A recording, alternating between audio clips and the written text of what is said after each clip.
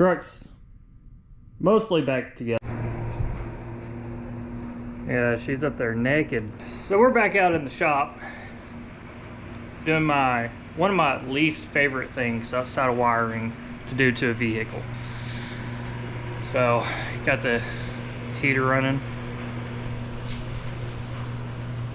Got a new door. So now I can keep the heat in, but I don't have the door open. But if you remember, I rolled on some primer, and it's textured, kind of like house paint. There's runs everywhere. So basically, we gotta sand, do a lot of sanding. Got to recoat it with primer. Got body work to do, but to do this, because I also have some body work to do on the back side of the cab, I built a rack to hold this bed. So I'll get it up off, put it on the rack, that way I can move it in and out. And we're going to convert this place into a very fancy paint booth. Not really, we're just gonna hang visqueen plastic around everything, so hopefully I can save my tools and everything from the overspray. Leave a couple sections out for supplies. We'll run some heaters, run a fan in that window, work as like an exhaust fan. Is it the right answer? No. But I could probably transport this thing to a paint booth, but I'm not going to because it's a bit inconvenient. It's a long drive, and I'm already in the shop here. Hey, Gordon. Anyways, I'm already in the shop here, and I plan on taking off all the bumpers, well, front bumper, the grill, the hood, because I've got to paint the cowl.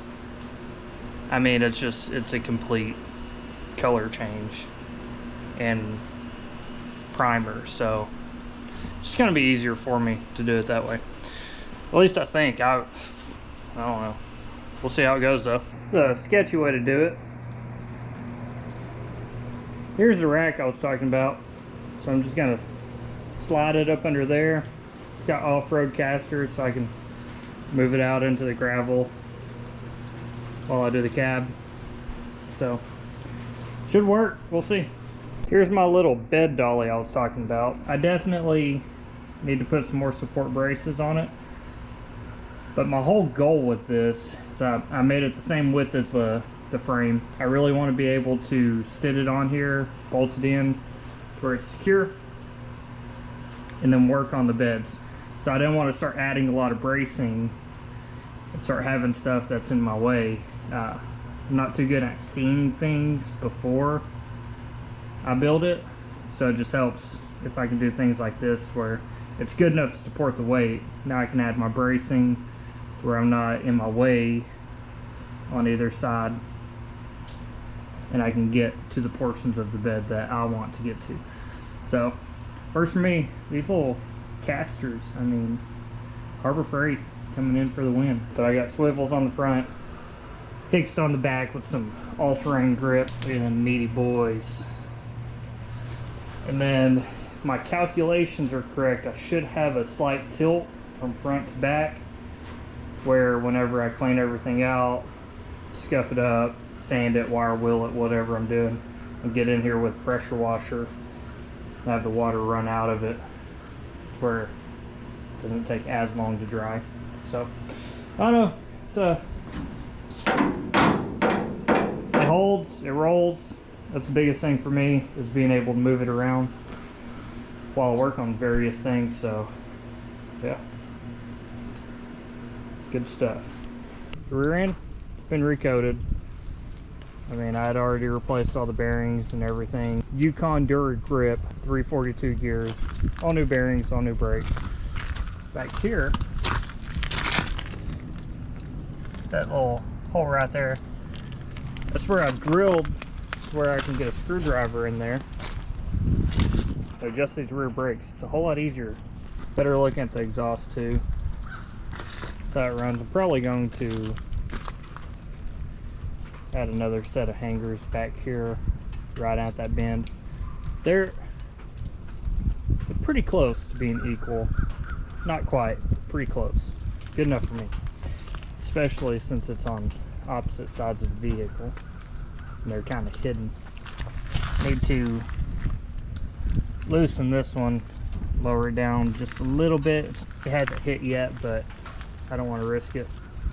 Yeah, everything's recoated. This is where we are these days. Back to being disassembled. Sanded down a majority of that primer that I put on. Once again, I rolled that on out of necessity and it didn't do great. A lot of bare spots, a lot of high spots, a lot of low spots. This isn't going to be a show truck, and I'm having to constantly remind myself of that. So anytime I work an area, I'll find a new area, and it's like like there's one on the door. It's like so small you'll probably not notice it from 15 feet, but I tend to get in that mode of like everything's got to be perfect, when in all actuality this truck's going to be driven daily, so it doesn't really have to be perfect, but I'm gonna get it fairly close. Well, I had some spots, some hail damage and stuff like that on top of the roof. I mean, every C10 seems to have them.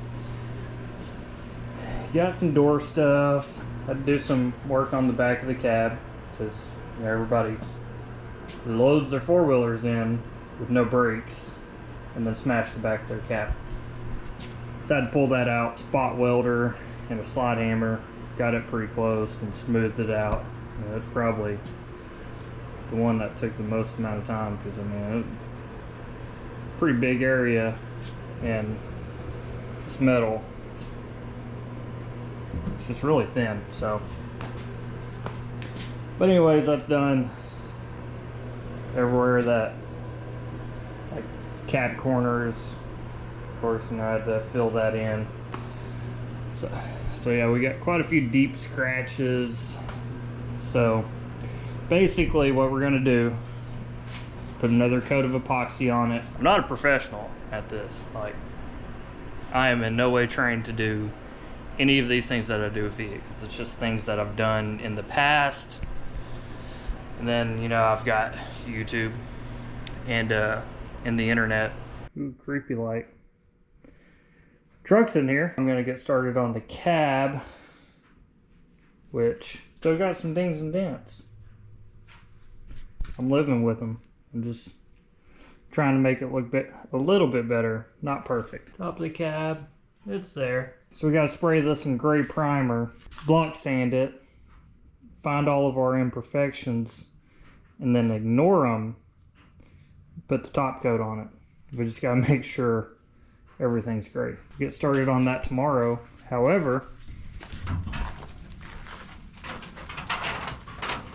look at this. Might be hard to tell because it's getting a little dark, but this blue looks good. I don't know if the camera's picking it up. There's some imperfections on the bed. I mean, good thing I'm not building a show truck, just building a truck to drive around in. Yeah, it's looking pretty good.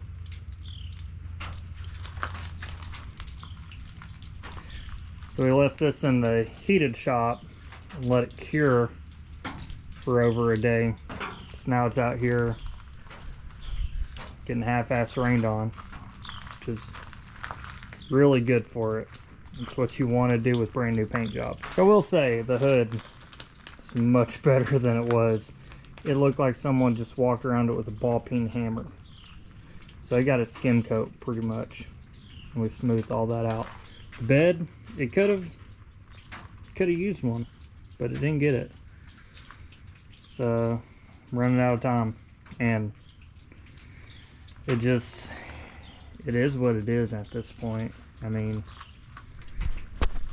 if you're building a show truck, then yeah, cool, do that. I'm not. I'm probably gonna put some more dents in it once I start using it, so it will be okay, I promise. Probably not, it's gonna irritate the shit out of me. I'll probably double back and fix it later on, But I'm about to leave state again, you know, for about like 3 months, and then I'll be back. I plan on driving this thing. I wanted to drive it to where I'm going, but I'm going to Washington, and it's still snow season up there, but I'll be there until the summertime, so I might fly back home, scoop up this truck, and drive it back up, which is what I would want to do. But then I'm up in Washington with 2 trucks.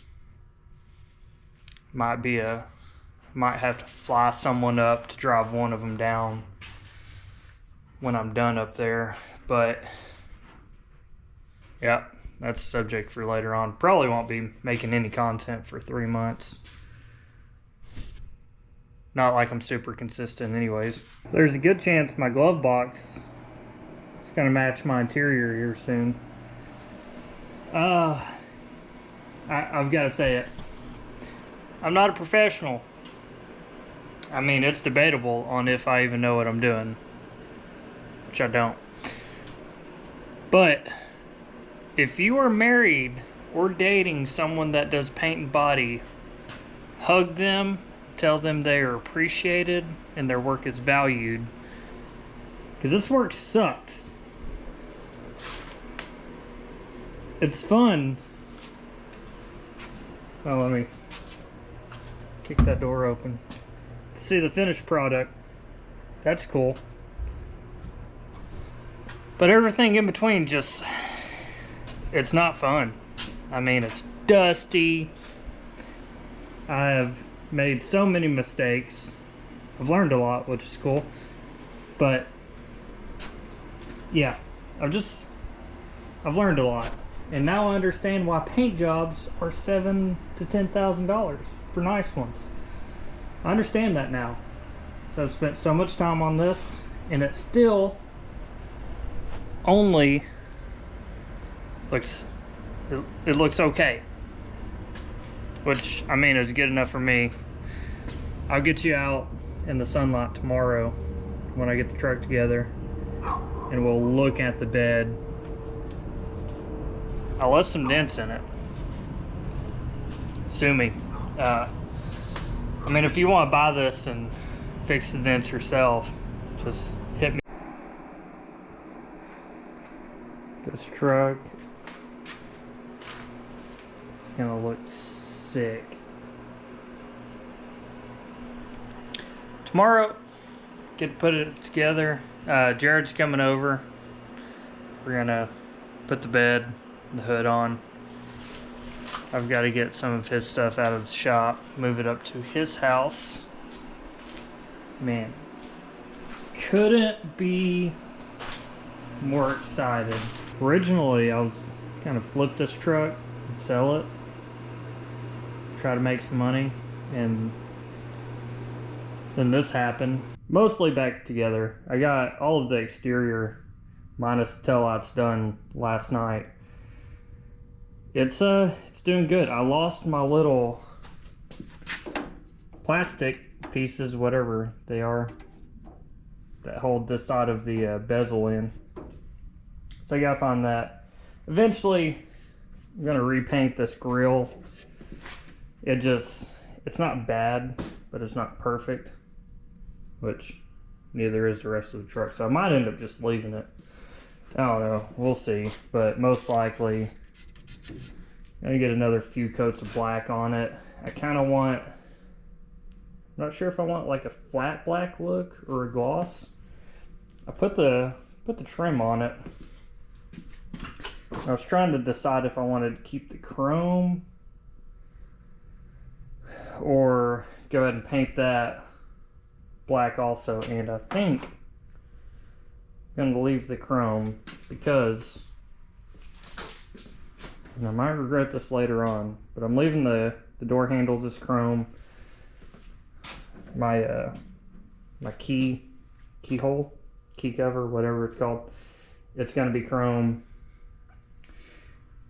And I'm probably gonna leave my my drip guard chrome also, or brushed steel, whatever it is. I gotta clean these up. They're They're not great. And I got some paint on them. But yeah, I mean, I'm probably gonna leave those just, I mean, I like the all painted look, but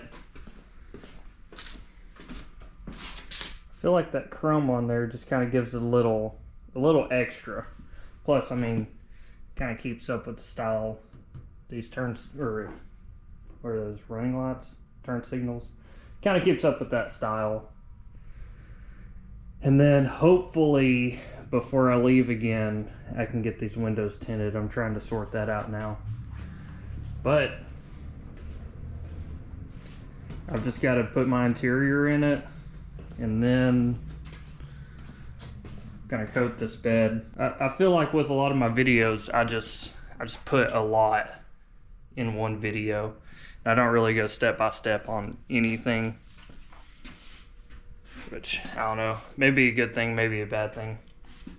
Just kind of the way I like to do things is just get a lot of progress done, do a little update. I know some people have been following along, which, I mean, this is really just a budget restoration that anybody can do with, you know, some specialty tools, but mostly, I mean, it's just hand tools.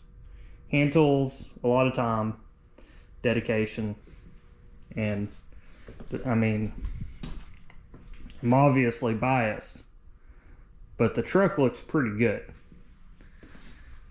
Now, we've got some flaws,